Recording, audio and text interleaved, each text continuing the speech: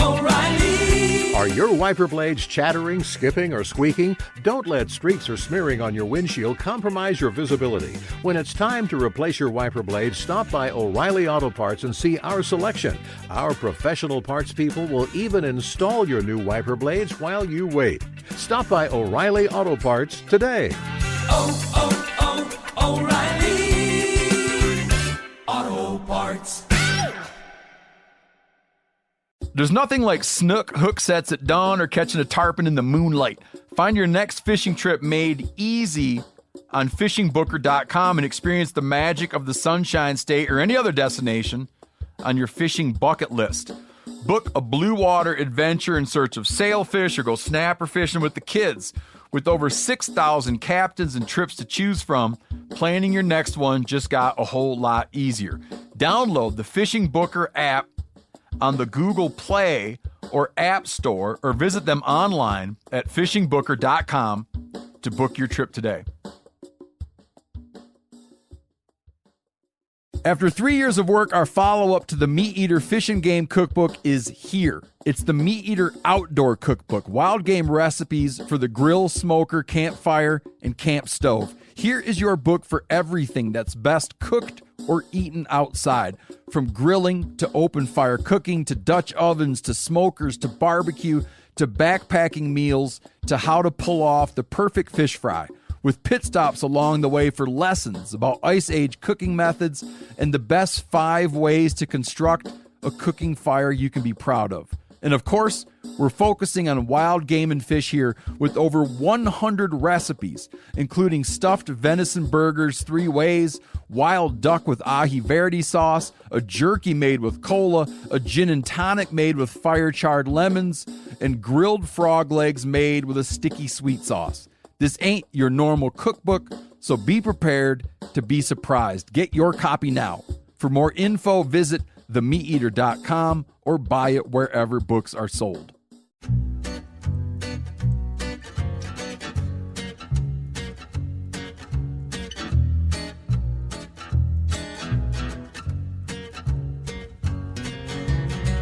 I guess I grew up on an older road. Hey, everybody! Welcome to another episode of Hunting Collective. I am Benjamin Patrick O'Brien the first.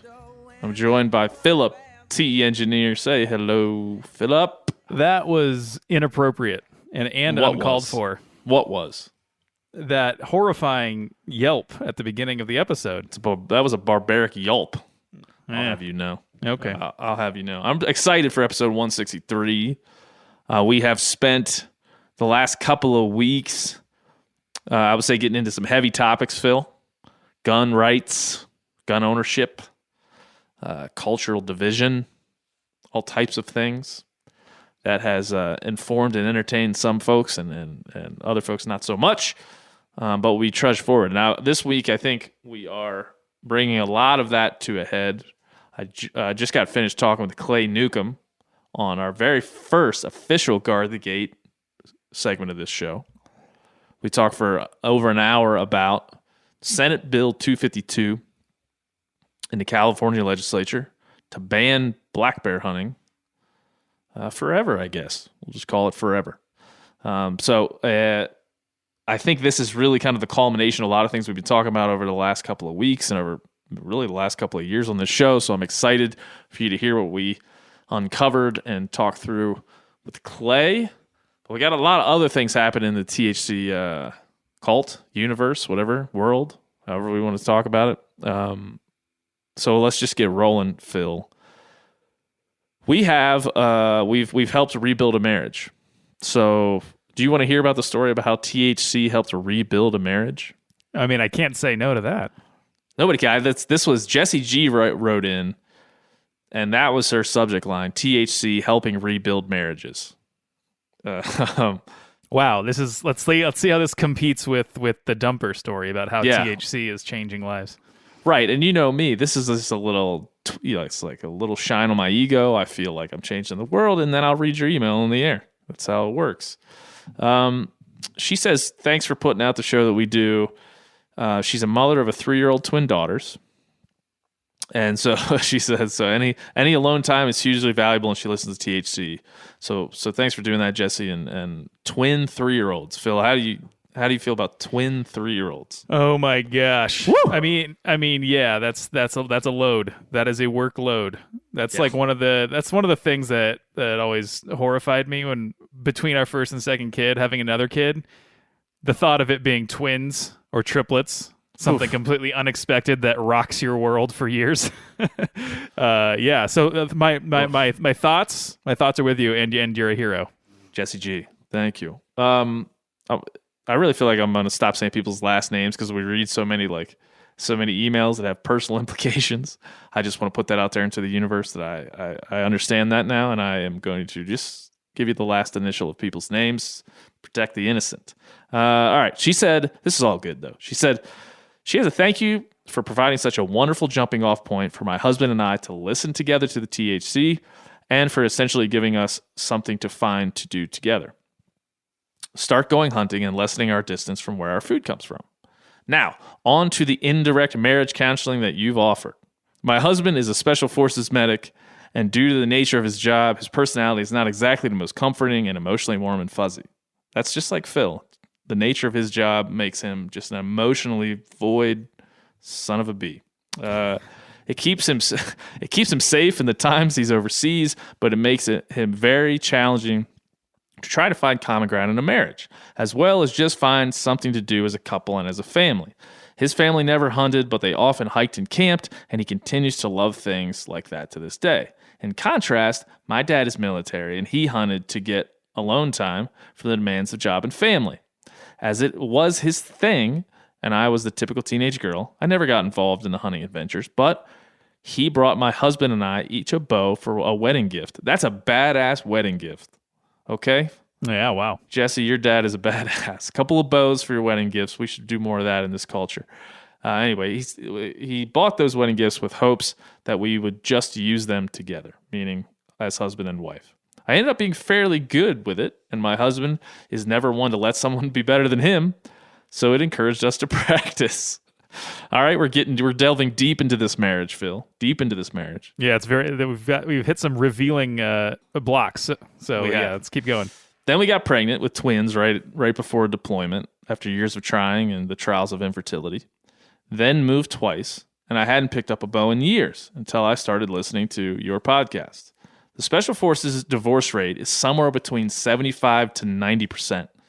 That's worth repeating. The Special Forces divorce rate is somewhere around 75 to 90%, depending on who you ask. With a very high deployment tempo and skyrocketing TBI, PTSD, and substance abuse rates, it's not very hard to see why. But the solutions are harder to figure out. Special Forces couples need time together, but finding something that both parts of the marriage enjoy is a real challenge. I once asked my husband to attend a cooking class, and while he did great, it was definitely not something that we repeated. Hunting, learning about hunting, and just the acts of target practice have been the perfect antidote to these challenges. As can be expected, he's much better with firearms than I am, and so we get the chance to teach each other and learn from each other. Through listening to your podcast and a lot of backyard archery practice during nap time, this is the most relatable story. A lot of it, not all of it, but the kid part is the most relatable. Listening to a lot of backyard archery practice during nap time after the twins go to sleep. I do that all the time. We've been able to find some common ground and an activity that we both enjoy doing together while challenging one another to get better and better. We've even started getting our hunting licenses with the hope that we can eventually lessen our dependence on the grocery store and shorten the path from our food to our dining room table. It's almost a race to see who can do it first. But this is a competitive couple, Phil, and I dig it. I dig that it's healthy for them. It's almost a race to see who can do it first, with the understanding that the time spent together and learning something new is what is at the foundation. We now also have something to keep us connected during these frequent trips, listening to the Meat Eater podcast and learning more and more about how to become ethical hunters and passionate conservationists, and hopefully top chefs of wild game. We even have plans to renew our vows this year just to signify how much of a turning point this has been for our marriage and the new direction and more solid foundation this has created for our family. I'll wrap it up so that this doesn't just ramble on, but I just want to say thank you for providing such a meaningful content that can span all ideologies and for putting in the work that you do. She said, I'm sure that after the last 2 episodes, you're dealing with a quagmire of stupidity, so I hope that this serves as some encouragement. Jesse G. Phil the engineer, take first crack at a reaction. I mean, that's great. That's fantastic. That's it's funny because like the last few months I've been trying, like especially with COVID and spending more time in the house and everything, like my wife and I have been trying to find like things we can do together. it's like always kind of just like, oh, let's try this board game. Let's try to because I mean we both already do a lot of cooking, so but like just something like an activity we can do together, just to like that we're both enjoying equally. Yeah. It's sometimes that can be tough to find especially with 2 kids running around and finding the time for it, the patience for it. So I mean, hey, more power to you. Yeah, I mean, I'm assuming we're in the trust tree here. We're in the nest, since there are a lot of people hate me for being a dirty lib. But my wife and I go to marriage counseling. Do you guys go to marriage counseling, Phil? No, we have not yet. Not yet. Okay, well, if you ever need to, I got a good guy. His name's Doug. He's awesome. He wears the perfect type of sweaters. I don't know I think he might be listening to the podcast at this point, so he might hear the shout out. Hi, Doug. Yeah, maybe Doug will sponsor. Maybe we'll start reading ads for Doug, marriage counseling. Okay. But like Doug and my wife and I were talking last Thursday about this exact thing, man. Like you have kids, it's working from home, life is changing, it's unpredictable. What do you do together, man? It's game night, and now I read this email from Jesse G, and it all comes together for me. So I'm very happy for this wonderful couple. Maybe Phil and I can be there virtually when you renew your vows. Will you commit to that, Phil? For their sake, no, I will not commit to it. I say, just a suggestion, Jesse, if you want to like rent a big TV and Phil and I can be there split screen, I'll even like become ordained if I need to. I don't know if there's any official thing that needs to happen with renewing of specific wedding vows. But Phil has even just volunteered just now to read some of your wedding vows for you. No, I missed that part of the podcast. Yeah, no, as his commitment to your relationship, because now we're also invested in your future together. So this makes me incredibly happy, and boy, it's really a personal touch there, Jesse. When I read that, I thought, oh, somebody's going through what I'm going through, trying to keep your marriage together in a time of crisis. So Phil, thanks for volunteering. I really appreciate you supporting the listeners like you always do. Oh, you know me. I got another email from Jonathan B. He said, the title of this thing was Find Hunting Fascinating, but Don't Want to Hunt. I don't know, this just interested me, so I'm going to read it to you. He said, love the podcast. I'm passionate about conservation of wildlife and our relationship with nature, and this show fuels all those interests of mine. However, while I find hunting fascinating, I honestly have no desire to go out in the field for myself. I'm an active angler, and I keep some of my catch, but that's as far as I really care to go with personally harvesting wildlife for meat. I proudly donate and am a member of BHA. I eat venison and duck that my family harvests. I'm saving to purchase some land where I can allow hunters to visit and fish if I can find a property with a body of water. I respect the hell out of hunters and enjoy living vicariously through you all. I know this is the year of the new hunter. Best of luck to Phil, but I wanted to give a shout out to the other folks like myself. And he asked for permission. Phil, did you give Jonathan B. permission to join the cult if he's solely an angler? Am I the person who has the power to do that? Yeah, you're the membership coordinator. Oh, great. Does that come with a raise? No. Okay. Then yes, you can join the cult. Thank you. As a person who doesn't hunt themselves, and I guess I'm a membership coordinator. I mean, anyone can join. I guess you're benevolent. You're benevolent in your powers. No, I mean, I was reading this and I was thinking, is this Phil's alter ego? Is this Phil's way of telling me? I like, mean, hey, this is very relatable. Yeah. So let's break this down, Phil. Is this where you're at? You're like, hey, listen, Ben, am I forcing you to hunt? Before we get into this turkey hunting planning in earnest, because we got to get some dates. I think early May is where we're looking at right now. But this isn't you, is it? Like, you don't want to just like hang out with us and not take part, right? No, I'm going to take part. I've told you I'm willing to try anything, okay, Ben. Okay. But like it's relatable because like I've been upfront. I've been upfront with Eric Hall. My number is not high. Maybe it will be after I try it. But yeah, I'm not like especially after being here for a while now, like I see the positive impacts that hunting has in multitudes, whether it's the environment or otherwise. I just like I'm not compelled to go out there and do it myself yet. Okay. Well, listen, just like last week, we welcome hate listeners. We welcome, not that this is directly comparable, we welcome non-hunters as well to listen and enjoy whatever it is you take from this little program. Please do. Please do. You all are welcome here. So it's good to know that guys like Jonathan B are out there, and really Jesse G as well. So, but we got a lot of stuff going on in our world. So Phil, I've talked to Kayla Ray. If you don't remember Kayla, she is, I would say, like relatively unknown or little known singer of great talent. She sang what was poetry to my ears, White Claw Wasted, or you can't judge a White Claw man by the size of his can, and really took a space in my heart with that song. And so I was inspired to have her do a song for this show. Now, how long has it been, Phil?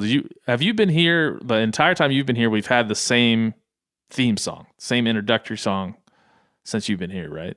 Yep, that's true. So everybody's heard that enough. It's time to change. And I know when we switched to the current song, we got a lot of feedback from people who were both very upset and very happy. So this song means something to all you out there. And we also heard that our current song, Old Number 7, went up in the charts a little bit after we first launched it, and also its sales went up. We heard from some folks in the know on that. Its sales on iTunes went up. So hopefully we can help Kayla Ray get what she deserves, because she's talented as possibly could be. So Phil, we're going to do it, man. We're going to do what you suggested last week. And so here's what I need everybody to do. THC@themedia.com is the email. And we're not gonna give you any tangible prizes here.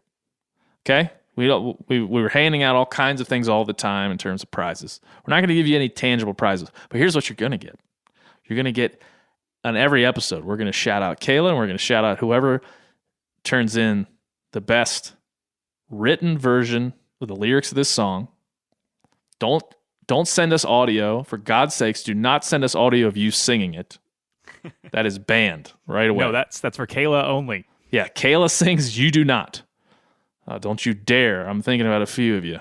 Don't you dare send me some audio of you trying to sing this. Just write it out. Okay? THC@themedia.com. We're going to go a couple of weeks here. And you're going to be immortalized in the history of this podcast. At the end of every episode, we're going to thank you and thank Kayla for giving us the theme song. So that's your prize. Really great standing within the cult. This person will be forever immortalized on the Mount Rushmore of THC. So I want you to write, this is going to be a 30 to 45 second little song in the beginning. And then there's going to be a 30 to 45 second bit at the end. So you just write whatever comes to your heart. It's got to be poetic. It's got to be meaningful. It's got to define this show. Every new listener that listens for the first time is going to hear this song, and they're going to have to understand what this show is all about via these words that you will write and email to me and Phil. So no pressure. Phil, do you want to encourage everyone, warn everyone? Is there anything that you want to say to everyone in regards to writing a song about this podcast? No, not at all. I've been witness to too much talent, just honestly wasted talent. Find something better to do with all this all these skills you have. But I have no doubt that we're going to get a lot of great entries, and it's going to be hard to choose. It's true. I have no doubt. Feel free to suggest songs or melodies that go with your tune, but again, do not sing them. Don't send me voicemails of you singing, because I can't. There's no way I can listen to this. Many guys know will come in this way. So you feel free to suggest to Kayla Ray a musical accompaniment that might inspire her, But you don't need to do that. We just need your words. And again, we will immortalize you in THC history as the writer of the new theme song. And who knows, we might get this on iTunes. It might vault to number 1 in the charts. If you guys don't know, hunting celebrity, legend in the game, my friend Jim Shockey, he's a songwriter. He writes songs. His song was like number 2 or 3 on the iTunes charts at some point here recently. So this could be Kayla Ray and your chance out there to be actually have written a song that's on iTunes that people actually listen to. So I'm excited. Phil, are you excited? Do you have any handicaps? You think Eric Hall might win this? Well, all this talk about iTunes and charts and like writing credits, I feel like we need to talk to a lawyer. This sounds too official for me. Quiet, Phil. Quiet. Oh, okay. Sorry. It's not official at all. Nothing we do here is official. And if you're out there and you're a lawyer listening in, maybe don't write the song. Maybe write us a legal document. We can have the person who writes the song sign. Love it. So crowdsource the whole damn thing. Yeah. Every part about it. So that's what we're doing over the next couple of weeks. I hope to have dozens or hundreds of submissions for this. This is incredibly important to this show and to me. And so I am counting on all of you to, so we say make it rain on the THC inbox with all your poetic and writing skills. Don't forget Barry Gilbert. Don't forget Phil the Engineer. Don't forget teaching Game of Thrones to Steven Ranella. Don't forget Yeti. Don't forget, don't forget anything. Make it detailed. Okay. Now, we got a big thing to do here. We got to get into Senate Bill 252, as you mentioned earlier, with our buddy Clay Newcomb. Clay Newcomb's going to help us guard the gate. We're going to learn all about this bill, and then when we're done, we're going to really get into what THC intends to do to help hunters of California continue to be able to hunt, eat, and enjoy the hides of black bears. Enjoy.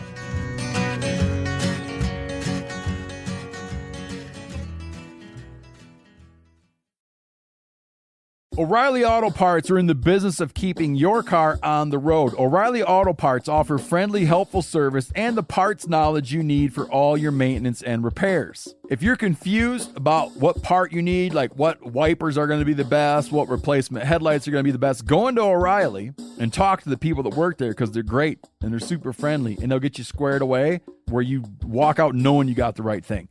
They've got thousands of parts and accessories in stock, either in-store or online, so you never have to worry if you're in a jam. Do you need your windshield wipers replaced? You need a brake light fixed? You need some quick service? They'll help you find the right part or point you to the nearest local repair shop for help. The professional parts people at O'Reilly Auto Parts are your one-stop shop for all things auto do-it-yourself, and you can find what you need in-store or online. Stop by O'Reilly Auto Parts today or visit us at O'ReillyAuto.com/MeatEater.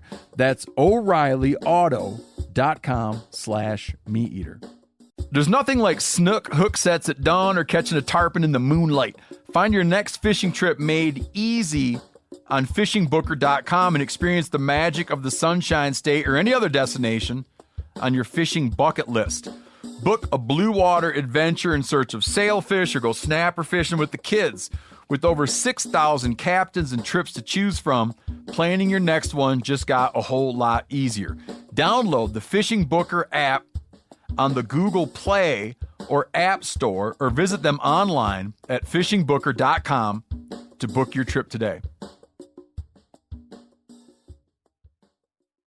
You ever get that feeling you're stuck inside staring at screens and a primal urge kicks in? You crave wide open spaces, fresh air, the chance to connect with the land? Well, maybe it's time to find your own piece of the wild, but searching for property can be a maze. That's where Land.com comes in. They got millions of listings across the country, from mountain ranches to hidden fishing holes. Their search tools are like a seasoned guide helping you narrow down what you want. Land.com isn't just about buying and selling. It's about finding a place to hunt, fish, explore, or simply sit by a campfire and listen to the crickets. So head over to Land.com today to turn one day into today. Because trust me, there's nothing quite like the feeling of standing on your own piece of earth. Clay Newcomb, Hello, sir. Hello, Ben O'Brien. How goes it today in Arkansas? It's a beautiful day here in Arkansas. It's sun shining. Everything's going pretty good. Well, last time we talked about having a segment and we're called Guard the Gate, and I was waiting to have something, really with some teeth to talk about in terms of guarding the gate. And boy, did we get it, man. I mean, this is what we're about to talk about is probably the best example of what you've come on in this show, particularly, and talked about over the last year or two at least. California wants to ban bear hunting. Yeah. This is we built this segment for such a time as this, as they say. Yeah, it's like having a button, push this for emergencies, and we just bring Clay Newcomb on and we solve it. There we go. I wish it was that easy. I wish it was that easy. Me too. Well, I mean, I know you have been thrown into, as have I, kind of researching a bill that's been introduced in the California legislature, SB 252, particularly introduced by Senator Weiner, and the co-author was, I'm not even going to say this right, Bjornar Horvath. Mm-hmm. And this is the impetus for what we're talking about. And I will say, like, California wants to ban. That's how I just phrased it. California wants to ban bear hunting. That's not true, but Senator Weiner definitely does. Yeah. So that's what we're dealing with. Senate Bill number 252 in the California legislature right now. So this bill was introduced on January 25th, and Ben, I don't know exactly what direction we can go because there's so many directions, but sure, this bill is so different than much of what we've seen seriously considered in states for several reasons. But the primary and simple reason that I think people can take home if they just hear one thing is that this bill has zero science, zero data backing it. There's not, sometimes you get a bill that comes before a government agency, and perhaps there is a hint of benefit to it per the science or per the finances, or there's this like small caveat that like, well, yeah, if we really value that over all this other stuff, we might lean towards this. Well, this appears to be, there is just no data whatsoever by the California game officials that speak to this being beneficial to bears in any way. And that clearly means that this is an emotional appeal to a base of people that this is an easy sell to, and it just sounds good. Like, so that's the one. I heard I've heard it said by Robbie at Blood Origins, who did a good job summarizing this bill. But he said this is the silver lining for us as wildlife conservationists and hunters, is that this thing's got no teeth other than it's an easy sell because it just sounds good. We're banning trophy hunting bears in California. I mean, that's all that they're saying. And but therein lies the problem with all this kind of stuff, is for people to get on the same page as us. There's a lot of steps of information, knowledge, understanding of intent of the human behind this that has to be taken before somebody can come to a place and go, oh, okay, I get it. Now I see why we need a bear season. Where for them, it's just one thing. Yeah. Hey, did you know you can trophy hunt bears in our beautiful state of California? I want to stop that because I want to protect bears. That sell is a one-step sell. Our sell is like a 5-step sell, At the very least, maybe more. Yeah. And that's what makes it very difficult. But Ben, that's just kind of it's just kind of an entry point for us. Yeah. And I think that it's good to talk about, because I was talking to Sam Lundgren, who actually wrote a piece for MeatEater.com. New legislation could ban bear hunting in California forever. And we were talking about this, and he said, are we doing, he said, stuff like this is going to continue to happen. are we doing something wrong with our messaging? Like, what are we doing? What could we be doing better to help California? And I said to him exactly what you just said to me. Listen, man, we are fighting against, and this is true with a lot of things. This is true with specifically in my case, I believe with AR-15 bans and things like that you can make up names, Bear Protection Act. SB 252 is called the Bear Protection Act. That's the name of it. And as you read the press release from Senator Weiner, who's out of San Francisco, he says, over the past few years, black bears have faced unprecedented habitat loss due to climate change and wildfires, and continued sport hunting in California makes survival an even tougher climb. It's time we stop this inhumane practice once and for all. He has connected climate change and wildfires, which are political topics du jour, to sport hunting of bears. Like that's a smart political move to say, you know what threatens these bears? These two things we know are bad, climate change and wildfires. Oh, and by the by, sport hunting as well. And we've seen that in other places, in other states. In the science behind that, Ben, is that in the 1980s, the bear population was said to be in the state of California between 10 and 15,000 animals. We're talking about black bears. Mm-hmm. Today in California, and bear numbers are hard to just pin down. It takes years to study population dynamics, and so these state agencies, when animals are thriving, they don't spend a ton of money on studying them necessarily because they're doing so good. They're putting their research funds towards other stuff. But so I don't know exactly when the last statewide population study was on bears, but they say today in 2021, despite all the environmental chaos, habitat, whatever, there are between 30 and 40,000 bears in the state of California. I mean, it is absolute falsehood to say that bears are under any kind of stress. Even, I mean, it's like now I'm not saying there's not lots of habitat loss in California. That's the human population is expanding so rapidly for sure, but it doesn't seem to bother the old Ursus americanus, man. I mean, they'll live in your backyard. Yeah. And so therein lies our position too, is that these animals are thriving, and they've thrived underneath a regimen of managed hunting in the state. So it's a really hard, if people had those facts, it would just be like, so tell me again, will you prove to me that bears are struggling and are having a hard time surviving?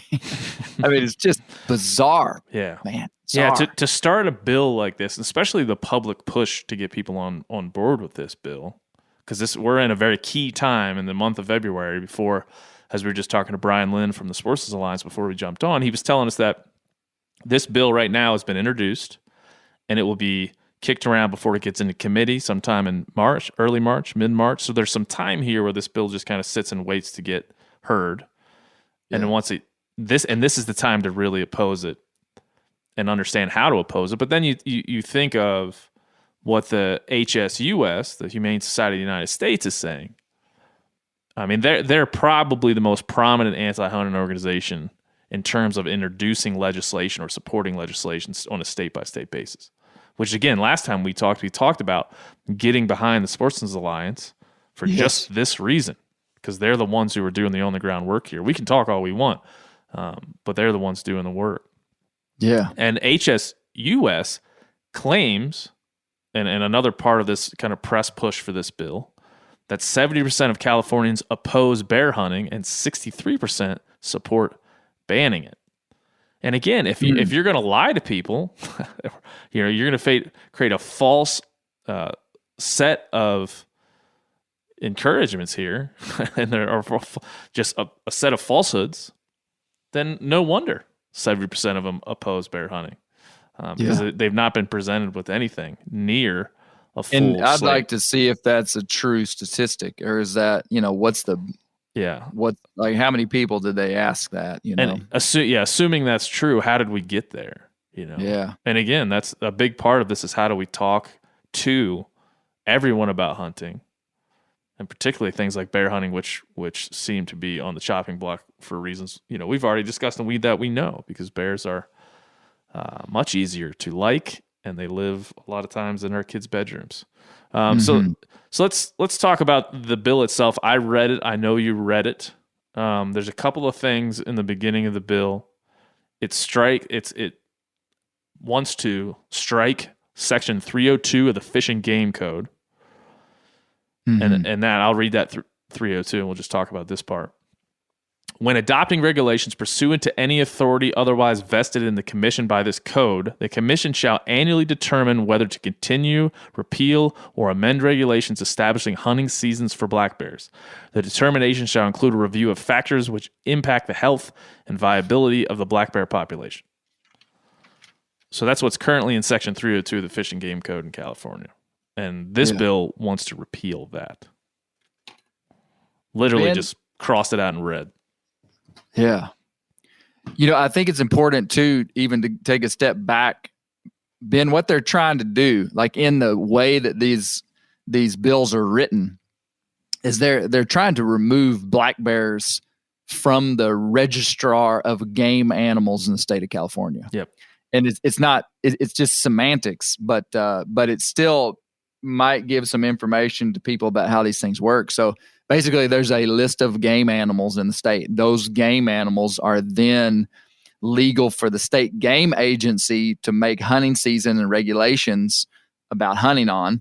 And they're trying to remove that animal from as a game animal, which I thought is really ironic, Ben, because so in Michigan, I have a deep respect for the Michigan Bear Hunters Association. They're a statewide group in Michigan, very well ran, good guys. And in the 1950s, prior to the 1950s, bears in Michigan were not game animals, which means they were hunted. They were basically unprotected. And the bear hunters came in and actually fought for them to become game animals to protect them. And under them becoming game animals, their populations thrived. And now Michigan is absolutely full of bear, and the bears are doing great. So point being, it's all a matter of perspective. He's saying we got to take them off this list to protect them. But the science and the history means that actually when that animal is on there, it is protected and does better. So just kind of interesting angles, Yeah, that's really the heart of what this bill is when you get to reading all the way through it. The heart of it is we're removing this animal from the list of game species. And again, there's history here with California, but particularly in this case, I find it ironic as well that when I read the determination shall include a review of factors which impact the health and viability of the black bear population is crossed out. It's taken out. Yeah. So I read the rest of this bill. There's nothing to replace it here.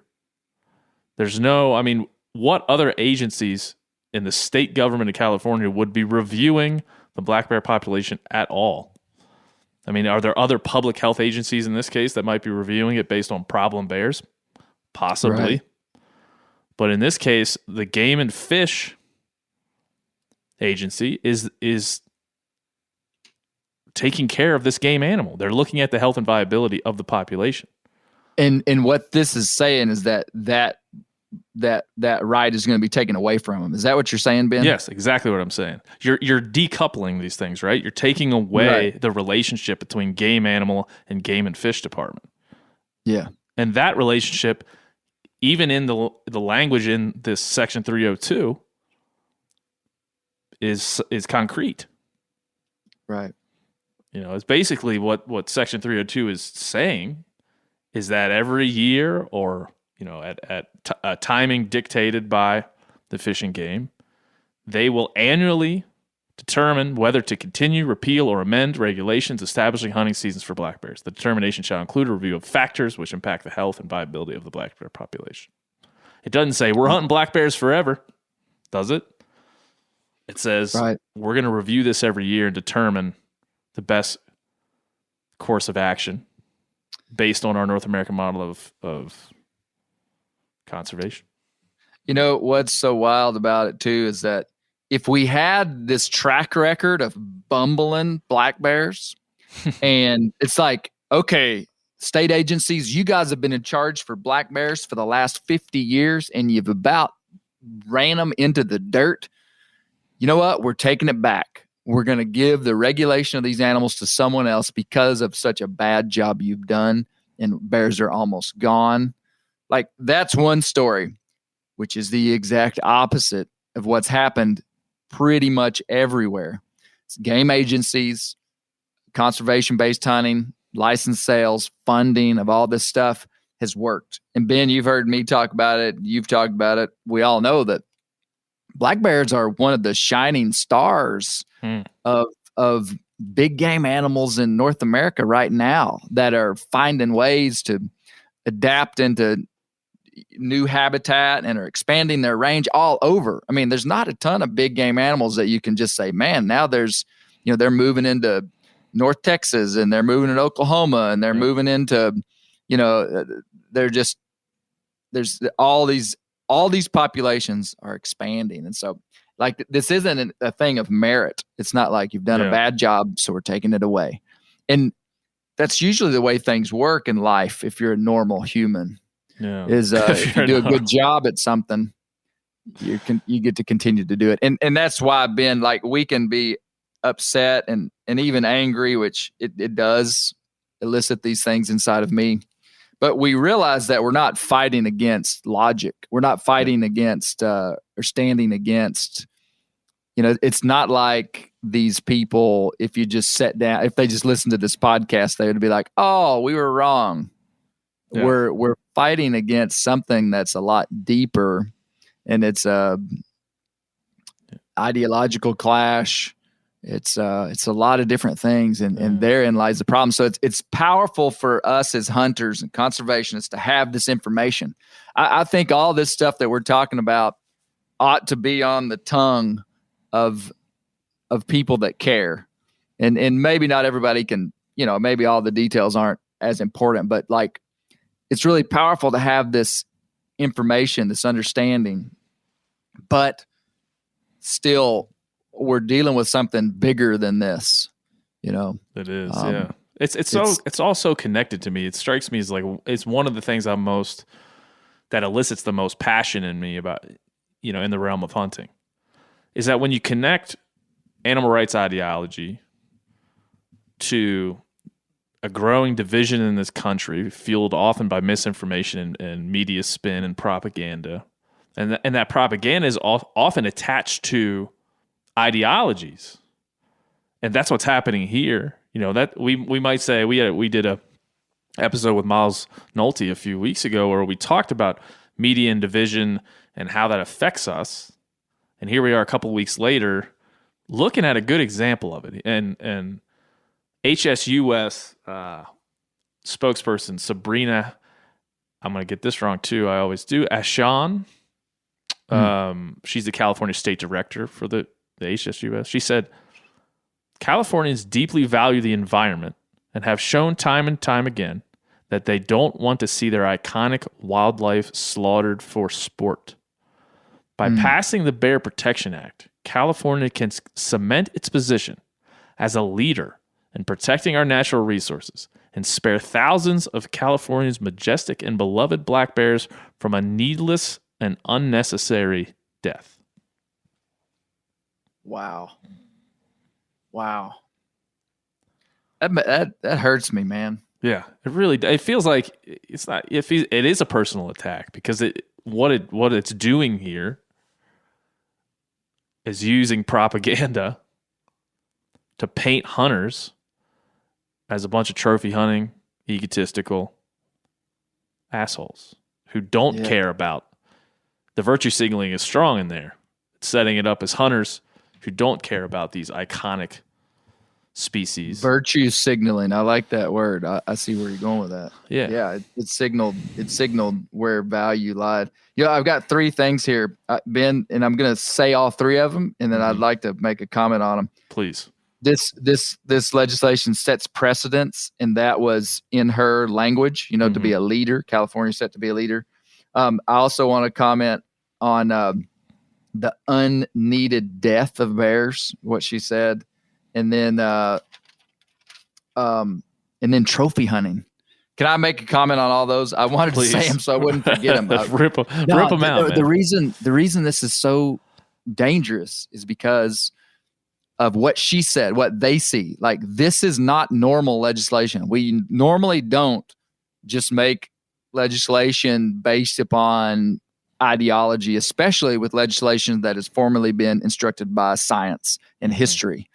And so the problem is that if this passes in California, it gives a wide open door for other places to do the same thing. And we see it all over politics, is that one state does something and then all of a sudden it opens the door for other states to do the same thing. That's number one. So let me make one comment on that too. We were just talking to Brian Lynn, like I said, from Sports Alliance. This is the thing that they battle. If you go back and listen to their appearance on this show or others, this is the thing that they battle. Precedent setting on the judicial and legal side of this. Yeah. I'm not an expert in that, so I won't go into it. But what happens, all the HSUS is trying to do here is set a legal precedent to argue against in other states. That's a big part of this, what they're trying to do. And they know they can get it done near San Francisco, California. Exactly. And so the power here is not only in what happens in California, but the precedents it'll set legally into the future. And that there's already a bunch of concrete examples. I don't have them lined up here right now, but certainly we'll be talking to the Sports Alliance more about this as it unfolds in the months to come. But that's you're exactly right, both on the legal side and the public side. I mean, I think there's two kind of layers there. And that is exactly why this matters to all of us. I mean, I may never bear hunt in California, and I would bet that 98% of the listeners of this podcast may never bear hunt in California, but this matters to all of us. It matters to a pheasant hunter in South Dakota, a squirrel hunter in Kentucky, a deer hunter in Arkansas. I mean, because our world is now so connected through technology, through media. We're just so massively connected. No longer can we divide ourselves and continue to stand like. That's why this is so important. And that's the whole essence of Guard the Gate, Ben. And is that guarding the gate means it's not just bear hunters in California that have to stand up for this. It's not just bear hunters in this country that have to stand up for it. But what we're trying to build is we're trying to elicit a response of help from everybody.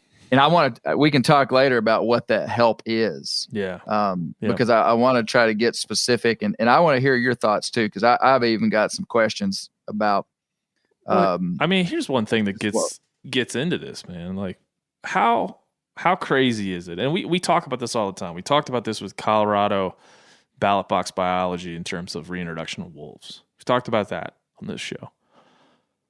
What we're talking about here is even a more extreme example, I feel, because there isn't a bear population in San Francisco County. Senator Wiener represents San Francisco County. This is a county that doesn't have a bear harvest. There's no bear depredation issues in San Francisco. And then take a few steps back from that for a minute. Let that soak in. And then go back to the HSUS comments about how this is leading a county in California with no bears in it is leading the legislative battle to ban bear hunting. Like, you start to connect those dots, it gets back to this cultural divide. It gets back to these ideologies we always talk about on this show. Is this as you dig this, as you rip this thing open and kind of look at it, it lays bare so many very important issues in our world. It really does, because this is, it seems so ludicrous to us, people that are really like proprietors of this information, that We traffic in it. We talk about it all the time. To us, this seems crazy. But to folks in San Francisco, this seems like common sense. And the divide is painted thusly. Like that, there it is, man. That's the divide that we're working with here. And I don't know how to bridge that gap in this case. I've got some ideas, but that's what we have to do because, to your point, it isn't just about this case. This is going to continue as our cultural division continues. Yeah. And the rural and urban divide strikes deeper in our country. Yeah, that is a great point about San Francisco County. Yeah. It really is. I mean, there's bears breaking into cabins all over California. None of those are in San Francisco. They harass livestock. They destroy property. They do a lot of those things.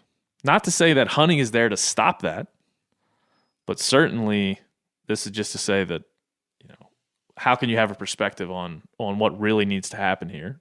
And that goes back to our model of conservation in this country, really this continent, that says that we do not and should not enact wildlife policy in this way. Yeah. Science is the way. Ben, the two other things I wanted to comment on was she had language in her right up there about unneeded deaths of bears in California. Yeah. And first of all bears die. They all die. I think we know that. Unneeded is just the weirdest word. It doesn't make any sense. It doesn't compute in a natural sense. Yeah. Bears don't live forever. So they're going to die somehow, but that's not my point. My point is that bears that get into trouble in the state of California. I was told by a guy yesterday that lives in California that I spoke with that at least in his region, the California Game and Fish no longer relocates problem bears. They just euthanize. They kill them. I mean, I don't even want to say the word euthanize because that is such a tame word for they kill bears. So if you get a bear on your in that act, and that does inhibit some people, he said, from calling because he has a bear coming and bothering him and at his house, and he is just doing everything he can to solve the problem on his own, which is a good thing, so that he doesn't have to call a Game and Fish because he knows they'll trap it and they'll kill it. So, and I can't say that happens everywhere in California. Maybe it does, but the point is that depredation permits, which this bill allots for the Game and Fish to continue to manage bears as needed, as I understand it. Like, so it doesn't take away the California Game and Fish's ability to catch problem bears and put them down. So this bill, it's not really saving bears. It's just other people killing bears. Yeah. It just says, it says it will make it illegal to kill bears except for scientific research, the protection of human safety, public property, livestock, and endangered species. And so this isn't the Bear Protection Act doesn't necessarily protect bears all the way around. Bears. No, it doesn't protect bears. And so you get back into this. And I'll tell you that when Senator Weiner has made statements previously that most hunters only hunt bears for trophies, leaving the meat behind. We know that to be blatantly false. That's blatantly false. There is absolutely no data, no overarching statements that can be made to back that up. There just isn't. Right. There just isn't. Most hunters is a generalization that we probably can't even back up. Yeah. But we know that even if that was the case, there's other things that can be done. I'm not advocating for wanton waste laws because there's a lot of issues with wanton waste laws and what they do for individual hunters. But there's other things that we can do here. If that was the case, it's not, and we won't. But just saying the outright banning. And I go back to what we were saying last week with Ian Harrison about banning AR-15s or assault weapons, which is a made-up term. The burden of proof is on, in this case, the government. if you want to restrict somebody's activities in this way, this is not a constitutional right to go hunting. There's not I wouldn't mind there being a constitutional amendment talking about how cool it was to go hunt, but there isn't one like the Second Amendment. But in this case, the burden of proof needs to lie on the state government here if they're going to ban this. And particularly it lies with Senator Weiner. He seems not to care about that burden of proof. But the burden of proof must lie on him and the other folks here that are backing this bill. And to match that burden of proof up with someone saying, generalizing hunters in the way that he's done publicly and clearly is doing with this legislation, it's borderline sickening. Mm-hmm. It's really pretty. Yeah, it just doesn't seem like the kind of thing that we can attack with logic. I just don't know how to better put it. Yeah, the trophy hunting aspect of it, that is such a that's like a political hot button word. There's so many other words that we hear in politics. Assault weapons. Assault weapons. Trophy hunting. Yeah, exactly. And, this is the information that I feel like every single hunter in North America has to have on their lips is that, somebody says, well, what about trophy hunting?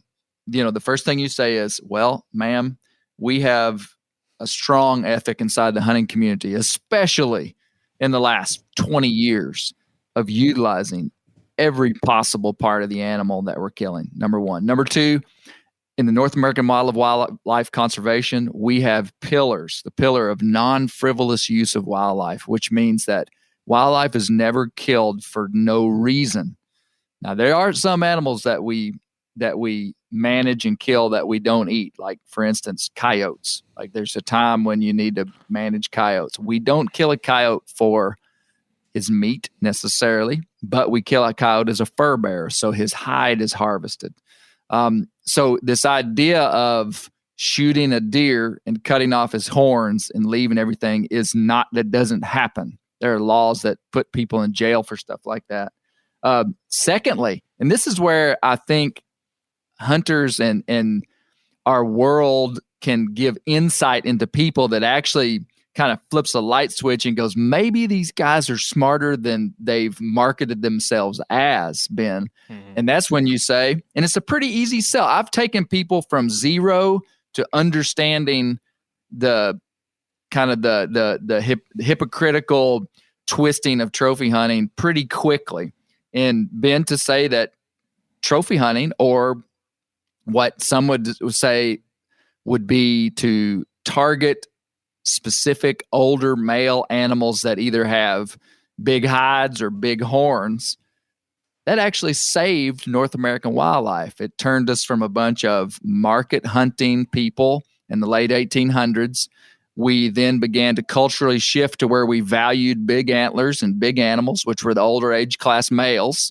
Older age class males, by targeting those animals and giving quantitative value to them, we took the pressure off females and young and actually allowed populations to greatly expand, because as a culture we said, man, we want to kill the big one. And guess what? We ate the big one too. More meat, bigger horns, cultural value assigned to that animal. And it took the pressure off females and youngs, and actually was a dramatic, influential part of saving North American big game. Man, like, I've told that to people, and I think it was like synergistic in a sense. Like them understanding that was actually a bigger piece of the puzzle than the information I gave them, because they're like, there is some insight behind this. These aren't just a bunch of rednecks wanting to shoot stuff. So, every time I hear the word trophy hunting, Ben, if we do a podcast next month, you'll probably hear me rant about trophy hunting. Well, I'm going to do it again. So much of this is repetitive. I understand. Like, we're preaching to a certain choir here, and we're saying the things we've said in the past about similar issues. Yeah. But we have to. We have to. If one person in San Francisco County listens to this and says, I don't agree with everything there, but I've taken this, and this, and I go back to my community and tell my friends, hey, you know how we used to demonize these people? Yeah, that wasn't just quite right. And that's one of the reasons why I try to talk to as many anti-hunters as I can, as many vegans as I can, just to understand where they're coming from. I don't necessarily want to build that propaganda in my own head. But to get back to, I think we should talk a little bit about kind of we touch on this all the time with Pittman Robertson dollars, and we've repeated this number, and I think it still stands true. It fluctuates state by state, but 60% of game department funding comes from hunting. That's license sales, Pittman Robertson dollars, other things like that. That's a general number. It fluctuates, as I said. But in this case, the California Department of Fish and Wildlife, they allow each year for 1,700 bears in their harvest quota. A lot of agency biologists have suggested recently that it be higher than that. Yeah. That it go beyond that because of the increases in population that you were mentioning earlier, Clay. So who knows? But hunting bears with hounds has a moratorium. It's been banned. But I'm sure since 2013, I'm sure that's hurt that harvest quota number. Mm-hmm. So last year there were 30,394 bear tags issued. Only 9. Oh, really? We know that, huh? 30,000. Yep. Only 919 of them were filled.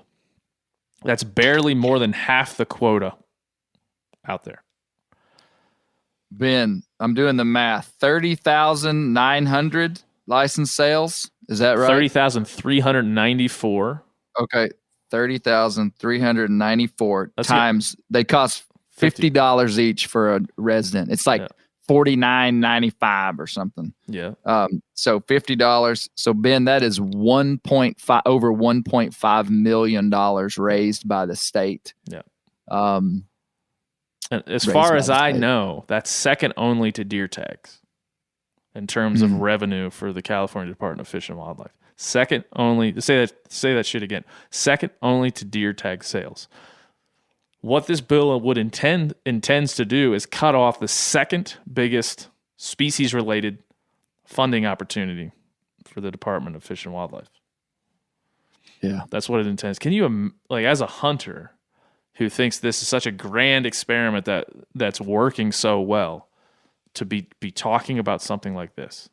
It just seems to me it seems patently insane. But anyway, you think of. Then you go to California. I was putting that 60% number out there. In California, it's a little bit different. I was just looking it up. Hunters and anglers contribute about a quarter of the department's entire budget through license sales and excise taxes. So that's a fluctuation that I said. That's a pretty big one. But yeah. Then you go to this idea that now we're going to start paying someone else, hiring someone to kill or dispatch problem bears, as they do with problem lions, mountain lions currently in the state. Now you have not only a loss of funding, but an additional cost at the burden of the taxpayer. So it doesn't line up very well on an economic front, I don't think.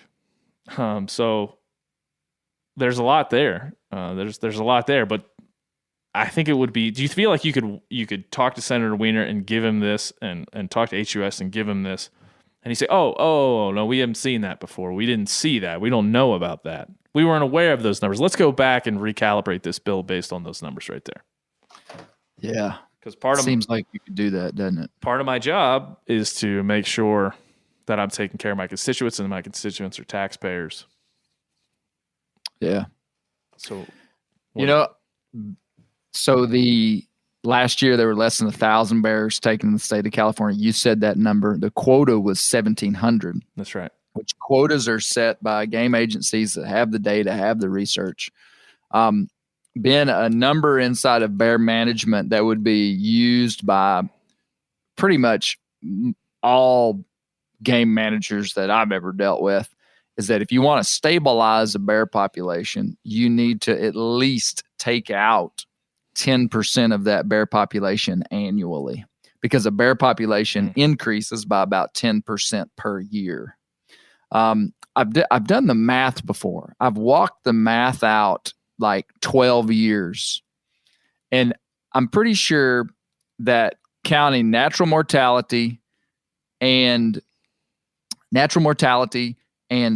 growth rate of 10% per year, I think a bear population will double in like 12 years, 9 to 12 years. Mm-hmm. So if you had, it's real interesting to do the math because you just think like, what if they just totally stopped hunting?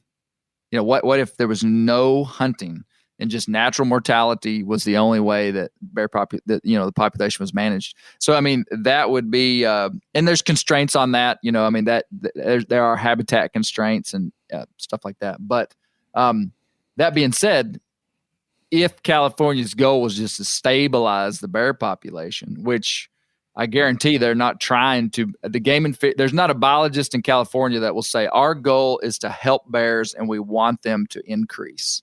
Like, I really don't think they would say that in the back room, that their goal is to make there be more bears in California. They're just trying to manage the bears they've got. And so you think of 30 to 40,000 bears in the state, 10% would stabilize them. That would be a quota of 3,000 to 4,000 bears per year. You could take out that many and not even affect the bear population. And we've seen those numbers come true as well because, 10 to 15,000 bears in 1980. In 2021, there's 30 to 40,000 bears, but we've been killing 1,000 a year, Ben, presumably, and even more. So like hunting has been a part of that. And we're still, over, doubling the population in like 40 years. So point being that you stop all hunting in California, then you're going to have massive bear populations quite quickly. And just, that's just science, Yeah.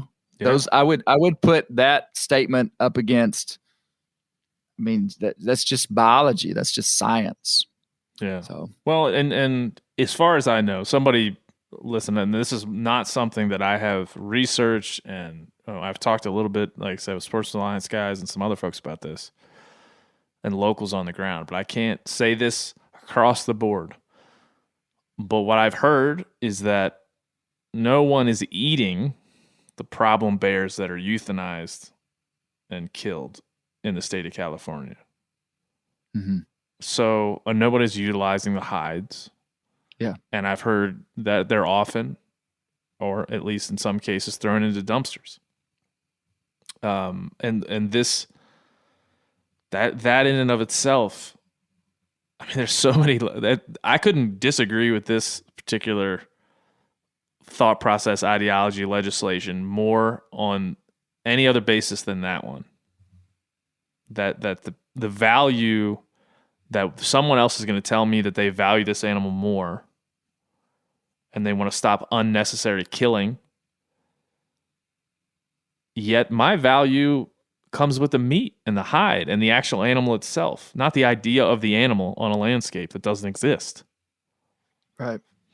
And so that for me that's the most painful part of this, that hidden beneath the emotional pull of trophy hunting of bears is a lack of understanding of what a bear's value really is, and the lack of the value of the actual meat and hide itself. Like there's some holes in the ethics behind that. Oh my God, the paint, like the just the veneer painted over legislation like this. And Ben, this is a great place to say something that we've said for a long time, but I'm hearing more people say it. And so I feel like the message is getting out. But I believe that we utilize more of a black bear than potentially any other big game animal that we hunt, because we eat the meat of a black bear, which the world is now finding out how great black bear meat can be. Number two, we can render the fat of a bear. So usually, if you had fat on an animal, that would be, it's not a commodity you'd take home and render down and use. That would be waste in some ways, which isn't always bad. There's always going to be some waste on anything, even in commercial butchering of animals. But we render the fat of bear, and we're learning how good bear grease and bear oil is for just everyday use. I mean, I'm amazed at how many people are doing this now, which is awesome.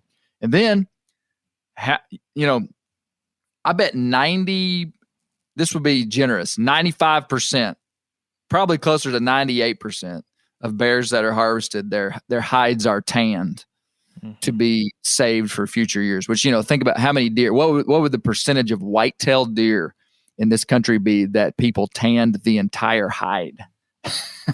Less than 1%. I mean, you see what I'm saying? And I'm not throwing white-tailed deer hunting under the bus, but I'm just saying from a utilitarian standpoint of utilizing a game animal as a commodity, which is part of our responsibility as hunters, man, black bears are at the top of the chart. Yeah. And so to say that all these bears are going to be killed in California, nuisance bears killed, and they're either buried with, they're buried with backhoes or they're put in garbage bins. And that's the truth. I mean, I've heard that, Ben, and I mean, I can't take you to the documentation that says that, but I promise you there could be the odd bear that is the hides tanned or something for science or to be given away or something. But certainly it's not like they have some system in place for every bear that's killed by government agents to be the meat to be distributed, the hide to be tanned. They don't have any bear grease renders out there working in the state of California, as I understand it, being paid by government dollars. That's what they need. They need somebody full-time rendering all that bear fat. Yeah. That's what I think. O'Reilly Auto Parts are in the business of keeping your car on the road. O'Reilly Auto Parts offer friendly, helpful service and the parts knowledge you need for all your maintenance and repairs. If you're confused about what part you need, like what wipers are going to be the best, what replacement headlights are going to be the best, go into O'Reilly and talk to the people that work there because they're great and they're super friendly and they'll get you squared away where you walk out knowing you got the right thing. They've got thousands of parts and accessories in stock, either in-store or online, so you never have to worry if you're in a jam. Do you need your windshield wipers replaced? You need a brake light fixed? You need some quick service? They'll help you find the right part or point you to the nearest local repair shop for help. The professional parts people at O'Reilly Auto Parts are your one-stop shop for all things auto do-it-yourself, and you can find what you need in-store or online. Stop by O'Reilly Auto Parts today or visit us at O'ReillyAuto.com/MeatEater. That's O'ReillyAuto.com/MeatEater. There's nothing like snook hook sets at dawn or catching a tarpon in the moonlight. Find your next fishing trip made easy on fishingbooker.com and experience the magic of the Sunshine State or any other destination on your fishing bucket list. Book a blue water adventure in search of sailfish or go snapper fishing with the kids. With over 6,000 captains and trips to choose from, planning your next one just got a whole lot easier. Download the Fishing Booker app on the Google Play or App Store or visit them online at fishingbooker.com to book your trip today. You ever get that feeling you're stuck inside staring at screens and a primal urge kicks in? You crave wide open spaces, fresh air, the chance to connect with the land. Well, maybe it's time to find your own piece of the wild, but searching for property can be a maze. That's where Land.com comes in. They got millions of listings across the country, from mountain ranches to hidden fishing holes. Their search tools are like a seasoned guide helping you narrow down what you want. Land.com isn't just about buying and selling. It's about finding a place to hunt, fish, explore, or simply sit by a campfire and listen to the crickets. So head over to Land.com today to turn one day into today. Because trust me, there's nothing quite like the feeling of standing on your own piece of earth. There's a guy named Earthling Ed who's like a big animal rights vegan activist. I'm sure he's not listening, but if he is, come on the show. Let's talk. And he's had a few debates with hunters and different things, but he always talks about the altruistic hunter. He's pulled some clips from well-known hunters talking about how, if we don't kill them, nature's going to get them, and a lot of this idea that we're trying to say like we are merciful by killing these animals. And I'm not making that argument at all. I'm looking at numbers. I'm looking at data. I'm looking at success of wildlife management. But even if I throw all those things out, what you just said matters. Bear fat. Bear fat, whitetail fat and bear fat don't have the same value within the hunting community. They just don't. Bear hides and deer hides don't have the same value within the hunting community. They just don't. Bear meat and deer meat don't either. I think we could do a lot to kind of level set that in the years going forward. And you have already done that, and Meat Eater's done a lot of that work. But when, in terms of altruistic hunters, I don't think of it that way. I don't consider myself altruistic for killing the bear. I consider myself utilitarian, more than that. So I'm not, it just goes to kind of how an animal rights person sees this argument and how I see it. Right. But before I do want to get to what people can do here and how they can help, because, both houses in the state legislature in California, in the state government, have a supermajority from the Democratic Party, and they have a Democratic governor, Gavin Newsom, who has signed some of these bills, has passed some of these bills to ban certain types of hunting in the past. And so here we are if Gavin Newsom wants to make it happen, he'll probably sign it just like he did bills banning bobcat hunting and fur trapping in 2019, a couple of years ago now. Certainly, if we go through the history of bans of this nature, the state banned mountain lion hunting in 1990. They followed that with, a couple decades later, we'll just ban bear hunting with hounds. That was in 2013. And then there's other two bans that we mentioned in 2019. So if there was anything that illustrated the creep that you talk about with Guard the Gate, those numbers right there, those year, you're talking, at this point, a 30-year creep. And we've made it to all the way from banning mountain lions and hunting with hounds all the way to banning the hunting of black bears, a highly populated and a revenue in the black species in the state. We've made it that far in 30 years. So who knows what we got to do. But before we get to what people can do, and we've talked about this before, so some of this will be repeating ourselves. There is a illustrated divide between us and them. And I hate that. I hate it. I want to just talk quickly, Clay, about what can be done to illustrate our points here directly to the people we want to talk to. Because hunters, and whether you're a new hunter or a veteran hunter and you're listening to this podcast, I'm hoping that you agree with what is Clay and I's passionate plea for understanding here. But I don't know if I can get Senator Wiener on this podcast, but I'm going to try.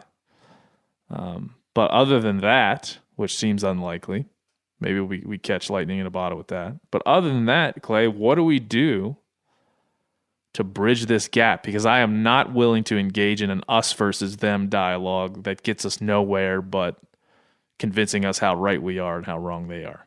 Because the only way that we fix this is to go over to them and see what the hell they're thinking and how we can really make a large scale impact on the thought process and ideology of this anti-hunting crowd.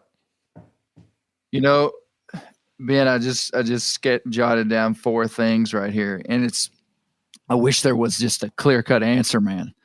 Some things in life, some problems we have in life, there is an answer. It's like, do this, and you will succeed in what you're trying to do.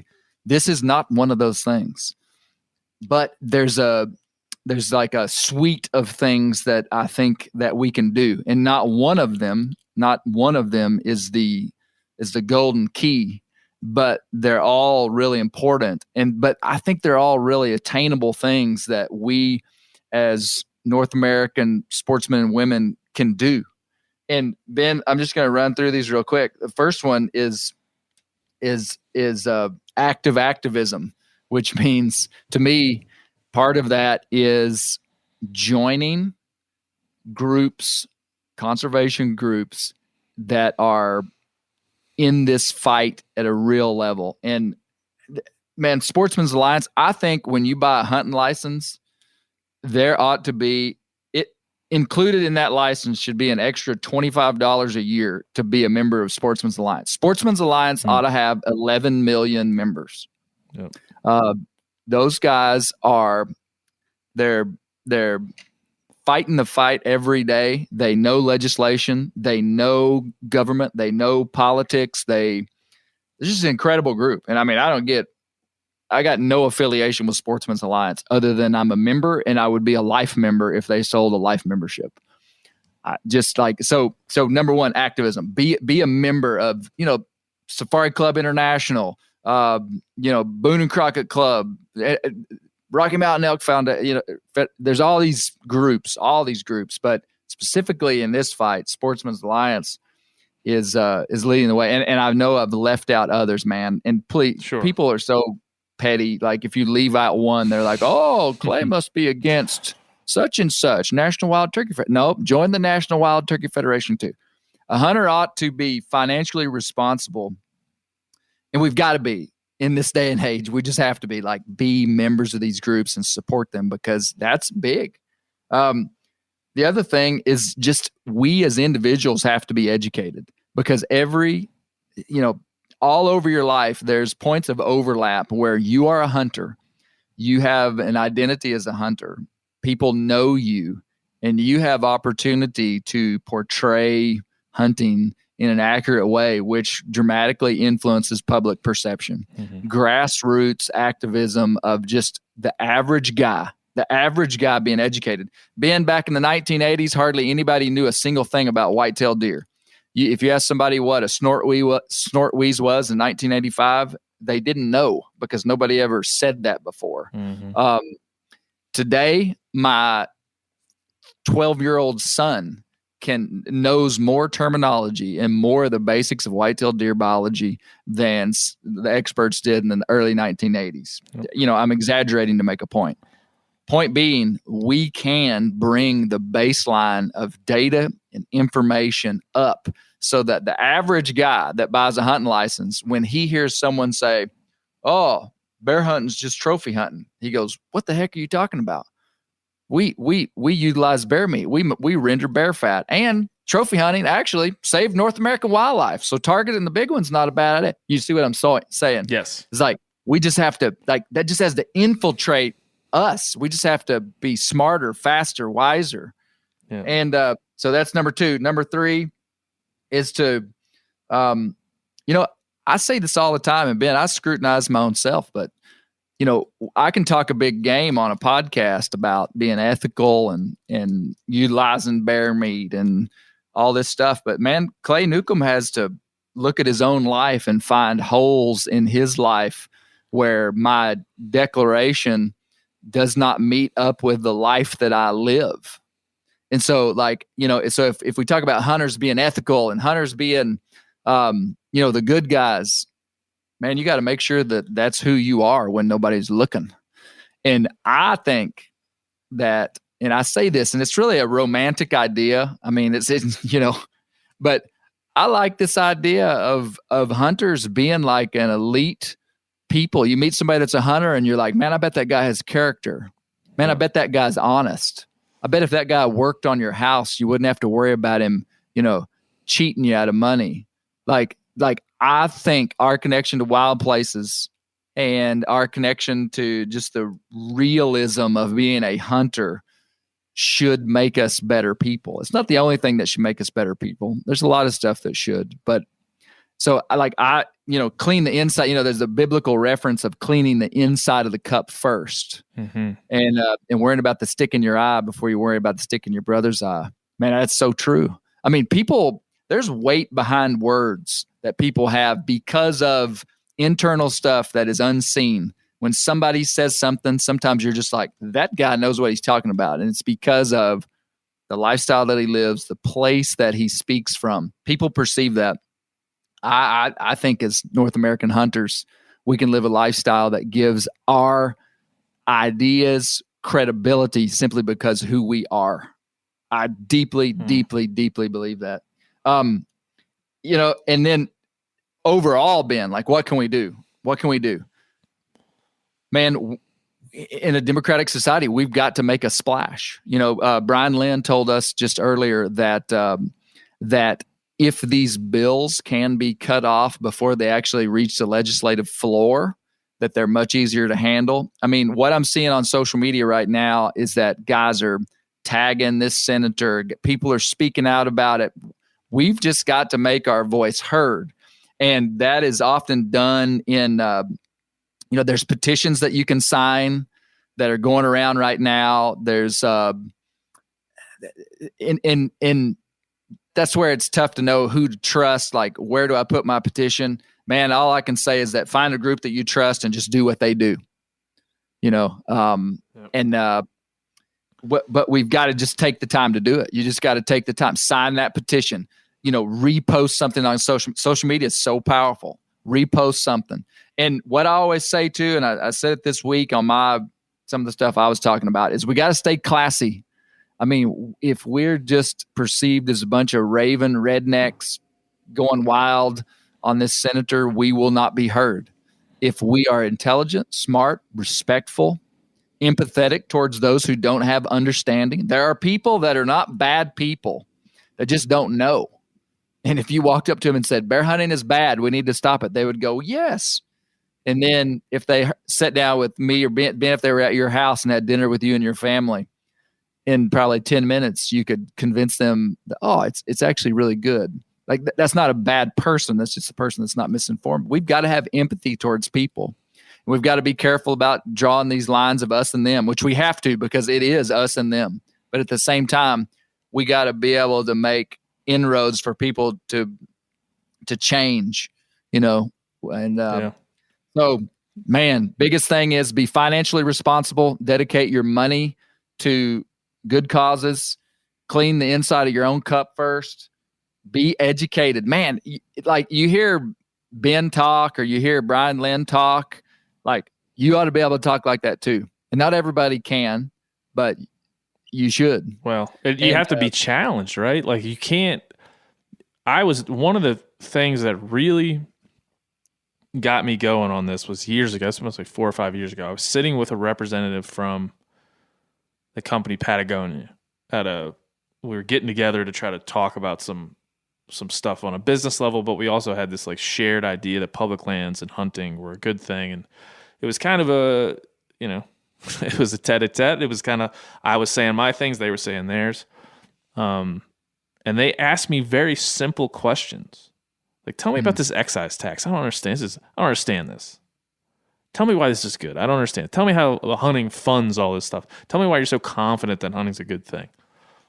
And it was a point in my life where I could speak what I felt was in my own head, was a cursory knowledge of these things. I could speak on the Pittman-Robertson Act. I could speak on the American system of conservation funding. I could speak on the North American model of wildlife conservation, but I didn't know enough about it to be as passionate as we are here today. And I was dancing around some of the things I didn't know. The gaps in my own knowledge were roadblocks in my passionate appeal to these people who were just asking genuine questions. They weren't trying to attack me. They weren't trying to say I was wrong. They were asking me genuine questions so they could get educated about these very important topics to me and to them. And it was those conversations and many others like it that affected me so heavily that I wanted to start a podcast where we could talk about those things in depth and learn about them together. You know, I've since had Dr. Valerius Geis and Shane Mahoney on this show multiple times and read their new book on the North American model of wildlife conservation. I think I know just about as much about it as I possibly could, given those two guys came up with the idea to codify those tenets and put them out to the world. So now I feel like I've come along and I am a better voice for hunting. And I think that's what you're describing, right? That's what you're describing. And also in my own life, once I had children, I realized that my children are smart, perceptive, little human beings, And they're going to see me, if I'm being disingenuous, they're going to see the intimate moments of my life that would relate to the disingenuous moments of my public life. And when I say public life, I just mean social media. Even if you don't have a podcast like I do or Clay does, they're going to connect the disingenuous statements I make in public with what they see in the garage after a deer hunt, or what they see in the field after a deer hunt. So these are very personal things for me. I didn't do them to prove anything to anybody. So I really do appreciate, on a personal level, the point you're making there. And that's the kind of reflection that I'd like to see when I look in the mirror. And I think all hunters probably should when they look in the mirror. And I want to just reiterate, and you said this, I said it earlier, this podcast and explaining these things and being passionate about these things is not to elicit an us versus them mentality. If that's what you're picking up here, you're missing the point. The point is to get educated, is to do better, and then to communicate to these people firmly we disagree, and here is why. It's not to call them names. It's not to say San Francisco is this or Senator Wiener is that. That's not the point. And again, I'm just repeating a lot of what you said there, Clay. But I mean, it truly is. That truly is the way forward, in my view. And again, I'm going to try to get Senator Wiener to come and talk to us. I'm going to call the HSUS and see if I can't get those folks to talk to us. I've got a lot of ideas about how to just talk to these folks, including getting really aggressive with that and going to where they are. And so that's part of it. But that's only for this show and for me. But if rewind the tape here and listen to what Clay just said, and you'll have a good roadmap on how to be a little bit better and how to understand these things a little better. Let me just say this: if you want to do something right now, go to Sportsman's Alliance and become a member. That's the first thing. We've already said that. Write a letter, and write that letter to California Governor Gavin Newsom. Write a letter to State Senator Wiener.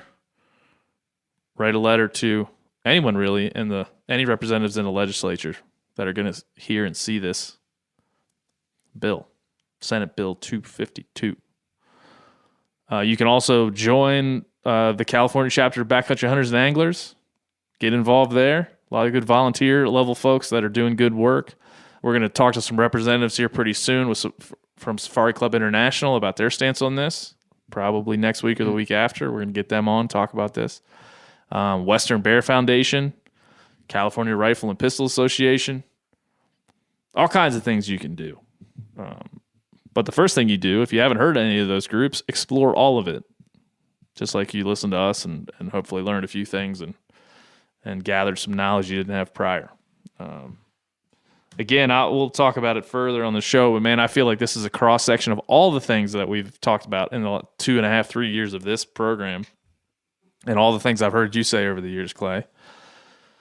This is kind of a meeting point, a nexus for all of wildlife and habitat management and our North American model and trophy hunting and animal rights, predator management, urbanization, the cultural divide in this country. All of that kind of is in this big pot of gumbo that is SB 252 in California. So that's important. Any final words on this, Clay? We'll have you back for more Guard the Gate. I can't imagine we won't be talking about this throughout the spring. But is there anything you want to say from your end to kind of wrap her up? No, Ben. I think I've said it all. Just guard the gate. Guard the gate. Thanks for the conversation, Ben. Yeah, thank you, Clay. Always appreciated. Guard the gate.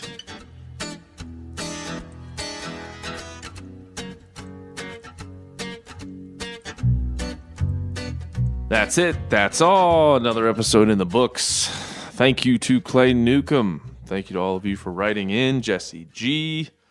Hey, listen, I'm recording this after something crazy happened last night. We were getting ready to post this episode. Put it out there on Tuesday morning like normal. And in about 7 o'clock last night here, we learned that California State Senator Scott Wiener and his office had dropped Senate Bill 252 in California to end bear hunting in the state. It is a bit of a shocker. It was something that we did not expect. We expected a battle, a fight. We expected to have to educate. We expected to come up with a lot of opposition as this went forward. But now I'm sitting here. It's early in the morning. Last night we learned of this news. I called State Senator Wiener's office and talked to one of his representatives who did confirm with me that because of the COVID pandemic, they said, an urgent need to address the COVID pandemic, Wiener believed this isn't the time to focus on this right now, was his quote. This is only comes 1 week after the bill was introduced, and it didn't even make it to committee. We at MeatEater, we talked to Roy Griffith, who's a retired assistant chief warden for the California Department of Fish and Wildlife. He said that it's likely this negative attention brought on by this podcast, by MeatEater, by other publications, in concert with a Change.org petition, led the senator to back off his plans. Now, obviously, we don't know that. The official position is COVID-19 was to blame for the killing of this bill, but we know that probably nothing changed from 7 or 8 days ago till now with the COVID-19 challenges in Senator Wiener's county there in San Francisco County. So it's safe to say that he met some opposition that maybe he wasn't ready for. Talked to Brian Lynn, who, as we mentioned in the podcast, the VP of Communications and Marketing for Sportsman Alliance. He said the hunting community and conservation community undoubtedly had an impact on the early death of this legislation. He said, quote, if there wasn't any pushback, SB 252 would likely still be going forward. It was great to see so many people and groups in a unified voice pushing back against a short-sighted and dangerous piece of legislation. This is great. This is not only what we wanted to see, it's more than that. It sends a message to any state. It sends a message to anyone who thinks that they can introduce legislation to ban hunting that may feel right in their district, their county, that is not right for our country, not right for their state, that it is going to be a tough road to get those things passed. Do not, everyone out there who took part in this, everyone out there who wrote in, do not think this is a small thing. It is not a small thing. And Sportsman's Alliance shared something late last night after we recorded that I wanted to read to you. And this is a quote from Wayne Pacelli back in 1990. He made this quote in Full Cry magazine. And he's the former CEO, a pretty famous animal rights activist, and former CEO of the Humane Society of the United States, HSUS, the Fund for Animals. He basically created the largest anti-hunting organization in the world. And he said this, quote, we are going to use the ballot box and the democratic process to stop all hunting in the United States. We will take it species by species until all hunting is stopped in California. Then we take it state by state. That's a pretty sobering thing, you know, and as we talked about in the podcast that we recorded yesterday, this is something that we're not going to fall into the trap of us versus them. But all that being said, it's important to stand up for what we believe in, and it's important to be clear how strongly we believe in it. Certainly there are folks like Wayne Pacelli out there that stand against what we believe. So we'll continue to stand up, and we'll continue to speak what we believe to be the truth and the facts of the situation respectfully, and we will continue to come across the table to anti-hunters and animal rights activists and talk to them and express to them that we do have more similarities than we probably do differences, and see where we get here on the Hunting Collective. A little bit of a different ending than we all thought, but the ending we all wanted. I'm excited. Congratulations to all of you that took part in this. And this is a different ending, but a better one. So we'll see you next week on the Hunting Collective. Say bye, Phil.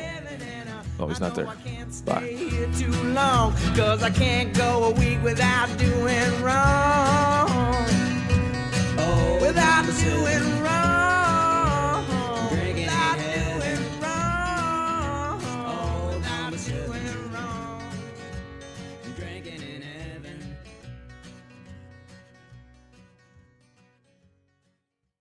After 3 years of work, our follow-up to the Meat Eater Fish and Game Cookbook is here. It's the Meat Eater Outdoor Cookbook, wild game recipes for the grill, smoker, campfire, and camp stove. Here is your book for everything that's best cooked or eaten outside.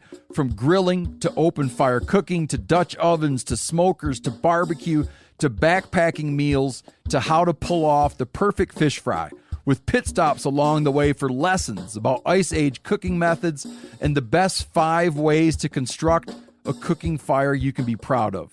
And of course, we're focusing on wild game and fish here with over 100 recipes, including stuffed venison burgers 3 ways, wild duck with ahi verde sauce, a jerky made with cola, a gin and tonic made with fire-charred lemons, and grilled frog legs made with a sticky sweet sauce. This ain't your normal cookbook, so be prepared to be surprised. Get your copy now.